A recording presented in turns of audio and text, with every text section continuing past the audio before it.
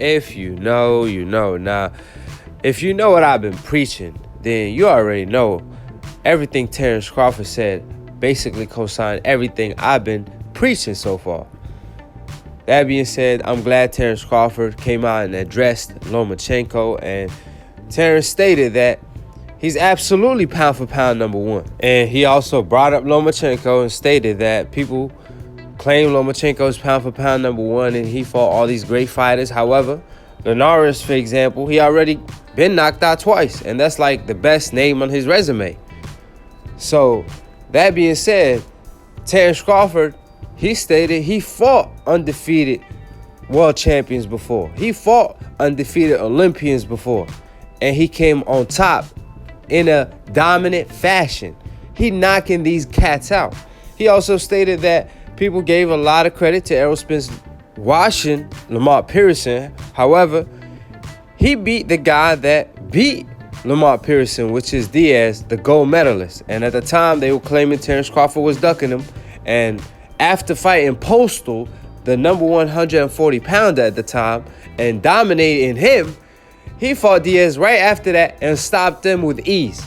So, that being said, Terence Crawford's resume speaks for itself. And his dominance and his presence in the ring is felt and heard throughout the world. We all know what time it is when it comes to Terence Crawford. If you don't, then you're a casual fan, period. So, basically, Terence Crawford is saying, give credit where credit is earned, because you can't be giving Lomachenko and Errol Spence all this credit and not give me my credit when I'm doing a better job. And he's not lying. That being said, I believe Errol Spence gets a lot of credit for beating Lamont Pearson the way he did, especially knowing that Lamont Pearson almost beat Danny Garcia.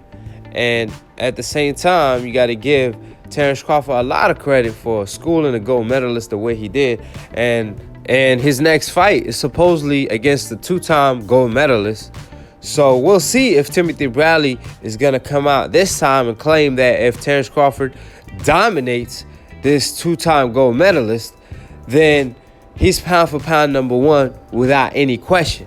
Because we all know Timothy Bradley came out stating leading up to the Campbell versus Lomachenko fight, if Loma is able to dominate Luke Campbell, a gold medalist, then he will put him as pound for pound number one over Terence Crawford.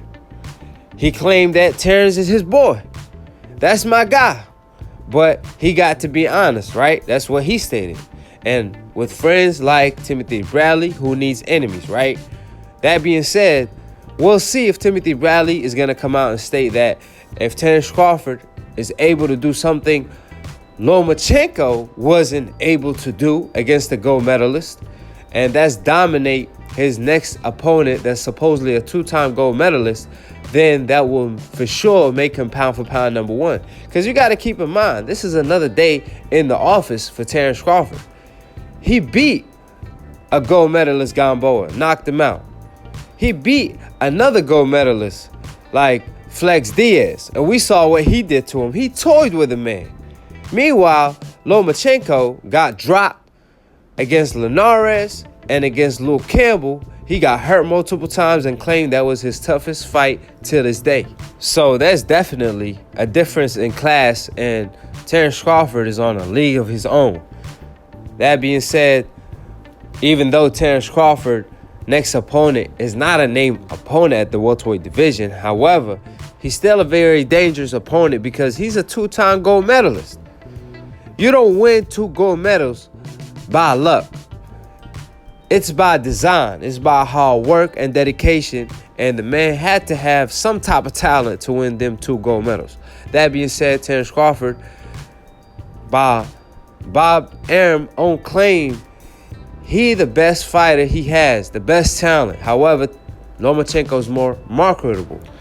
And the $1 million question is, if Bob Arum claimed that Lomachenko is more marketable, that's why he promoted him more, it's not because he has the complexion for the protection and he's on the hope list.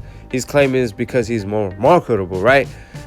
And if that's the case, how come Lomachenko, even though he's getting endorsements, he's getting all these commercials and he getting promoted and hyped up. Bob Arum is even lying on his behalf, claiming that Lomachenko is the best pound-for-pound fighter and he the best fighter he ever seen since Muhammad Ali. All to promote Lomachenko, and he still can't sell in the States. He have to send Lomachenko to the UK, to Australia, different places in the world in order to sell the fight by using his opponent's fans in their country. That's what you call being marketable? So the $1 million question is, how come Lomachenko, even though he getting more pushed, he's still doing less numbers than Terence Crawford on ESPN? We don't know the ESPN Plus app. However, when they both fought on regular ESPN, Terence Crawford topped, and he washed Lomachenko numbers when it comes to the ratings he did on ESPN. Terence Crawford holds the highest ratings on ESPN at 1.8 million average views when he fought Benavidez. Lomachenko never been close to that. So all that marketable ploy and promoting Lomachenko, pushing Lomachenko, and he still can't even do more than what Terence Crawford is doing on his regular day. That being said, at the end of the day, we all know what time it is. Terence Crawford is on the coincidental list and Lomachenko is on the hope list. So that's why Lomachenko get pushed more than Terence Crawford is. So like I said before, since ESPN and Top Rank is not even being fair to Terence Crawford, let alone being loyal, why should Terence Crawford stick with them and not leave and go to the PBC? That's just food for thoughts.